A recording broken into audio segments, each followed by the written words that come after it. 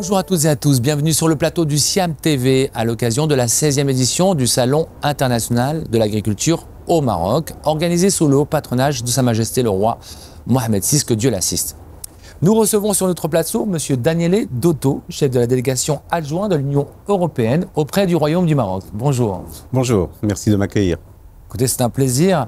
Je pense que vous découvrez pour la première fois, si je ne me trompe pas, l'ambiance du Siam et la ville et la région de Meknès.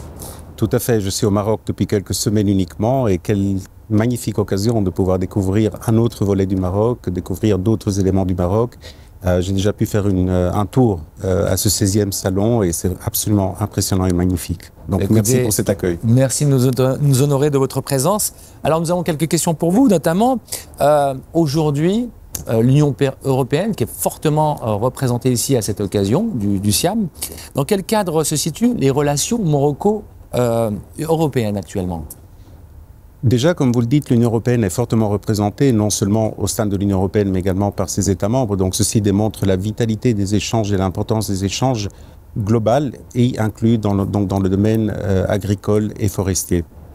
Globalement, les échanges entre l'Union européenne et le Maroc se portent bien, sont intenses, quantitativement et qualitativement. Et ceci est le cas également dans le secteur agricole et forestier. Et là, ce que je voudrais souligner sont deux éléments. D'une part, la quantité, le volume des exportations de part et d'autre dans des domaines divers et variés, mais également l'importance que nous attachons de part et d'autre au respect des normes phytosanitaires qui sont très très importantes pour les citoyens du Maroc et de l'Union européenne. Donc ceci est un cadre global de commerce qui est régi par des accords et qui marchent, qui fonctionnent très bien. Deuxièmement, comme vous le savez certainement, en octobre 2022, nous avons signé un partenariat vert entre l'Union européenne et le Maroc. C'est le premier partenariat de ce type, c'est le seul à ce jour. Et ce partenariat vise à nous rapprocher par rapport à nos objectifs de développement soutenable, de respect de la planète, et dans le cadre du respect également de la santé et de la sécurité des citoyens. Donc c'est dans ce cadre que nous sommes présents et dans ce cadre que nous développons nos activités. Tout à fait, vous le mentionnez, surtout avec la thématique choisie à cette édition, climat et agriculture pour des systèmes de production durables et résilients. Alors, à ce sujet, avez-vous des exemples de coopération réussie dans le secteur agricole, notamment entre le Maroc et l'Union européenne? Alors, nous avons de nombreux exemples, donc je vais me limiter à deux moments récents, d'ailleurs qui ont lieu au cours de ce Siam.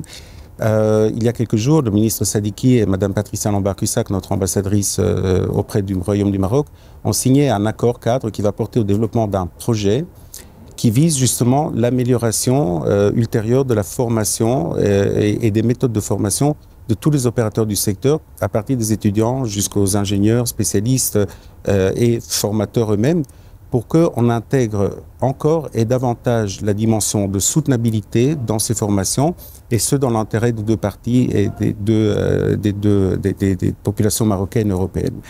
Le deuxième exemple qui me vient en tête est un projet d'agroécologie qui est mise en place avec l'Agence française pour le développement et qui vise justement à introduire des méthodes de production plus durable dans le secteur agricole. Donc deux projets très bien ciblés, Maroc-Union européenne, et très bien ciblés partenariat vert. Excellent.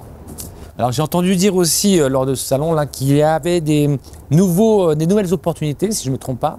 Et pouvez-vous nous en dire plus? Alors, je vois que vous êtes vraiment bien informés. Donc en effet, depuis le mois de février de cette année, les producteurs et exportateurs de miel marocains ont accès au marché européen. Je voudrais juste rappeler, l'Union européenne importe 40% de sa production de miel. Donc cette ouverture démontre deux choses. Démontre d'une part les efforts qui ont été faits justement pour respecter les normes phytosanitaires de l'Union européenne, mais également un important travail, disons, d'offres qualitatives et quantitatives envers l'Union européenne. Donc moi, personnellement, comme je pense beaucoup de monde, on aime beaucoup le miel. Donc ceci va nous permettre de découvrir de nouvelles saveurs, de nouveaux goûts en provenance du Maroc. Donc nous en sommes vraiment très très contents. Voilà, merci beaucoup Monsieur Daniele Dotto, chef de la délégation adjoint de l'Union européenne auprès du Royaume du Maroc. Merci pour cet éclairage. Retrouvez-nous sur les réseaux sociaux du Siam pour suivre toute l'actualité à chaud du secteur agricole sur la scène nationale et internationale. Et merci. Merci.